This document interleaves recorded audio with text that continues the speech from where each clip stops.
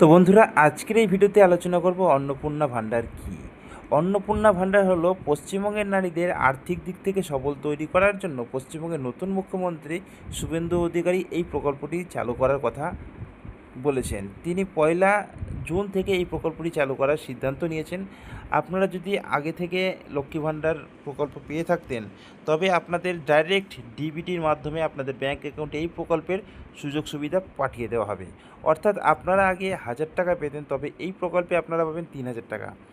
আপনাদের কাছে শুধুমাত্র একটি ব্যাংকের বই এবং একটি আধার কার্ড থাকলে এখানে আবেদন করা যাবে। আবেদন নিয়ে এখনও কোনো অফিসিয়াল নোটিফিকেশন প্রকাশিত হয়নি, তবে খবর সূত্রে জানা গিয়েছে 1 জুন থেকেই কিন্তু আপনারা এই প্রকল্পের সুযোগ সুবিধা পেতে পারেন। তো খুবই শীঘ্রই চালু হতে চলেছে এই প্রকল্পটি।